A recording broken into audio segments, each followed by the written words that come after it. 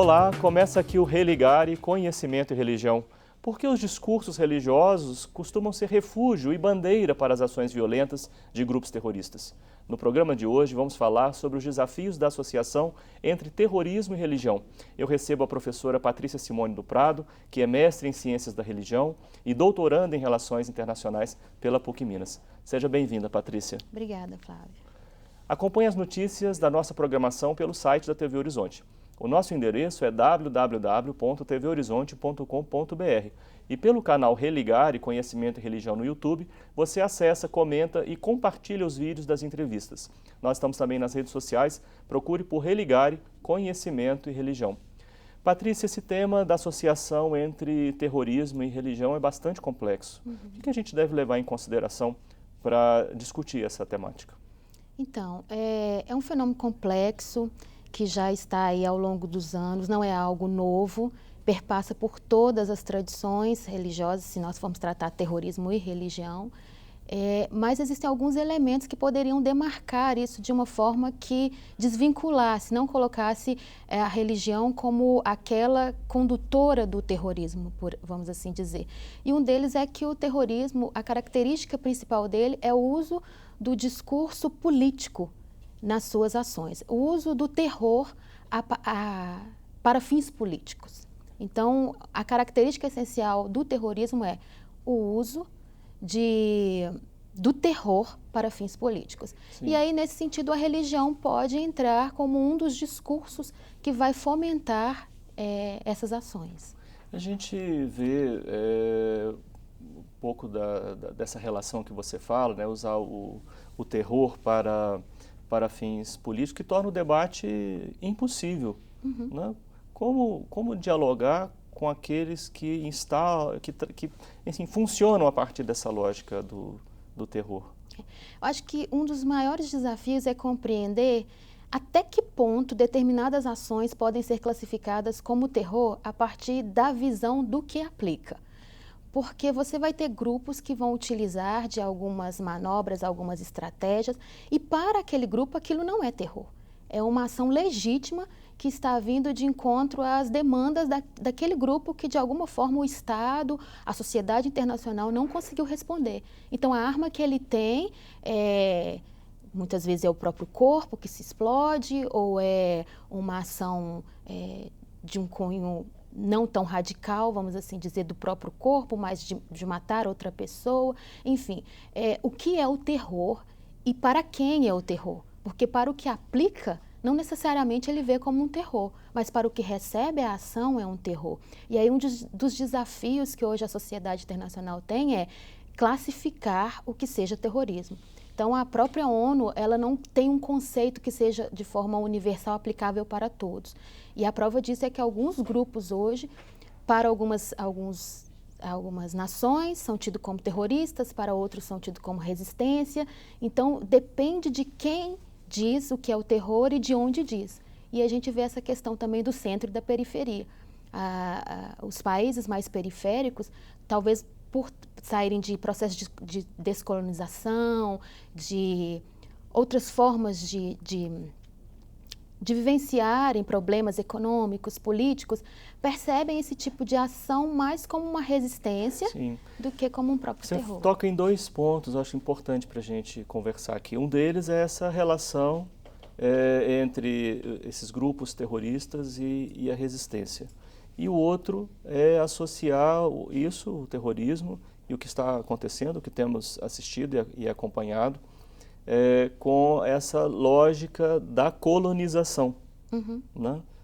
Como que isso responde, né, a esse modelo de dominação no passado e no presente, né, da colonização. Como é que você poderia assim, aprofundar um pouco mais essa temática? Nós percebemos que a descolonização ela é um processo que nós podemos colocar ainda como jovem, recente. Né? A descolonização, né? Porque o grande problema é a colonização. Né? Sim. Então, nesse processo, algumas nações ainda estão se reestruturando no sentido de própria organização política e social. E aí vem os desafios de como reorganizar, uma vez que ela sai de um processo onde ela estava subjugada a outras nações. E, nesse processo, grupos tentam, de alguma forma, também colocar ali as suas prerrogativas, os seus anseios e desejos. E aí há esse embate. No Oriente Médio, especificamente, nós temos processos, e eu vou pegar o exemplo da Síria, que é um dos exemplos mais clássicos que nós estamos tendo aí de conflitos armados e de um lugar onde tem surgido muitos grupos insurgentes e grupos terroristas também. É uma sociedade relativamente nova no sentido da descolonização e que vem num processo aí de um governo que é visto por alguns como não democrático. E aí nós temos um outro problema também, é tentar aplicar o conceito de democracia, uma democracia ocidental, para todas as comunidades, para a comunidade Sim. mundial, né? E a lógica de percepção, de grupo, de engajamento, de estrutura social de determinadas sociedades é distinta. Então, você tentar aplicar um modelo de democracia para essas é complicado. Então, talvez a saída seria essas próprias sociedades se organizarem sem interferência das potências, das grandes potências, porque a visão das grandes potências hoje é uma democracia ocidental e que muitas vezes não vai ser possível ser aplicada. Um outro exemplo é o Iêmen, que você ainda tem muitos grupos que trabalham ainda com a ideia de tribos, de clãs. Então, como que você vai aplicar uma ideia de democracia numa ideia de Estado laico, moderno, para ainda sociedades que têm uma outra percepção de mundo? Sim, quando a gente está falando de terrorismo, a associação com grupos radicais que chamam para si uma identidade islâmica, né?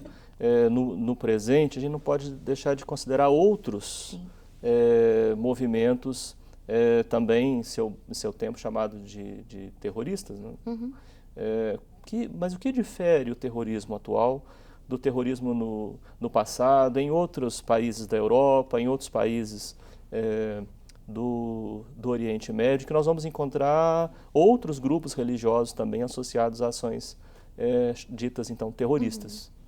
Se nós formos partir do pressuposto dessa chave de análise, que terrorismo é o uso do terror para fins políticos, então nós podemos mapear, não só dentro de grupos que utilizam do discurso religioso islâmico, ações também desse tipo. E que muitas vezes podem ter diretamente o uso do discurso religioso ou não.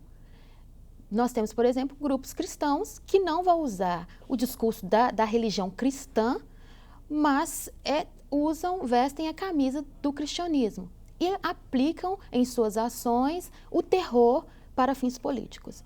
Então, o que eu percebo na questão do Islã, dessa diferenciação, é justamente esse uso do discurso religioso para fins políticos. E aí nós não podemos esquecer que religião e política no Islã não se separe. Talvez seja esse o maior ponto de destaque aí e que faria diferença entre os outros grupos. A religião, quando chamada a cumprir esse papel de mobilizadora, né, das insatisfações, dos anseios e até de causas violentas, né, ou de ação violenta, né, como você já colocou aqui, para fins políticos, né, elas, enfim, como podem ser vistas, né? As religiões têm algo de especial, né, que favoreça essa mobilização, essa aglutinação de pessoas, esse alimentar ideais? O que eu percebo na religião é que ela tem a pretensão de trazer respostas para este tempo e para o porvir. Então, diante da modernidade, diante da crise de sentido, a religião ressurge nesse cenário como aquela que tem respostas para os problemas que hoje nós enfrentamos. Então, e isso vai ser um elemento que vai ser utilizado por grupos radicais. Porque se você vive numa situação social, onde o seu governo, o seu Estado não consegue responder aos anseios básicos da vida, ora, eu preciso de uma outra resposta. E quem pode me dar? A religião. E se não for para essa vida, pode ser para a vida do porvir, mas de uma certa forma, a religião ela vai me dar um alento nesse momento, e é o que eu preciso. Então, eu percebo a religião como esse fundamento ainda que, de certa forma, nós percebemos na modernidade como diluída em várias práticas, em vários hibridismos. Nós não podemos falar, eu acredito que nunca podíamos falar, e agora mais ainda, de uma religião pura. Sim. Mas nós temos os hibridismos e aí eles vão se misturando às demandas também da própria vida, da própria sociedade.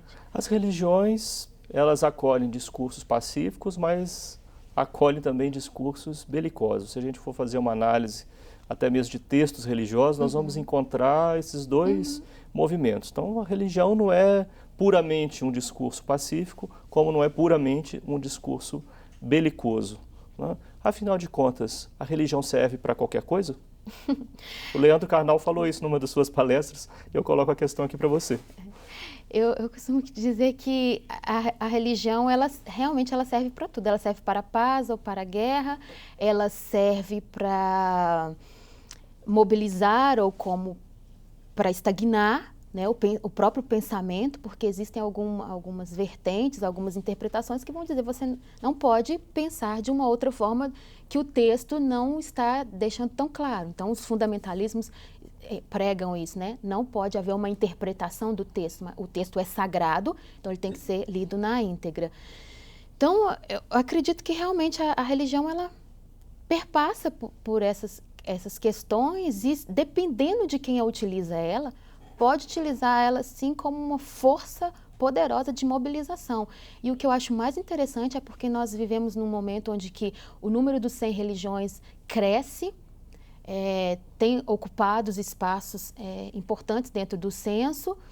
As religiões monoteístas ainda continuam sendo majoritárias, e dentro de um sistema onde que nós estamos perdendo a referência do próprio humano, mas o discurso continua aí, parece uma luta mesmo pela perpetuação, e o perigo que eu percebo nisso é que, diante dessa crise de sentido, diante dessa falta de esperança, ao invés dos discursos religiosos surgirem como um elemento pacificador, um elemento que dê abertura para o diálogo entre as religiões. Que é um dos potenciais da religião. Um dos potenciais, né? Que é o diálogo entre as religiões, para tentar resolver essa crise, já que ela é tão poderosa e poderia fazer um contradiscurso nesse sistema que não consegue dar respostas. Me parece que alguns grupos têm tomado a religião com outra finalidade. E aí eu vejo a importância das lideranças fazerem também esse contradiscurso. Não sem encontrar nos seus textos sagrados motivações, né? Expressões de violência. Eu sou um leitor de textos sagrados e me surpreende, né, essa sempre dupla possibilidade, né? Ora pacífica, ora também de incitação à violência, né? E esses grupos radicais, o que me parece, eles vão nesses textos, né, clamando por uma justiça divina, né? E se for preciso pegar a espada e formar um exército e atacar o outro, encontram uma justificação ali, né? A justificativa sagrada, né? E outros grupos de orientação pacífica, né, vão destacar os textos relacionados à misericórdia, né, enfim, à paz, enfim. No segundo bloco eu vou querer conversar muito com você sobre essa temática do fundamentalismo, né, de como é que a gente pode encontrar esses termos nas religiões e como que isso acaba alimentando também esse movimento terrorista. Eu estou aqui com a professora Patrícia Simone do Prado, ela é mestre em Ciências da Religião e está fazendo seu doutorado em Relações Internacionais na PUC Minas. Nós vamos fazer um breve intervalo e voltaremos já.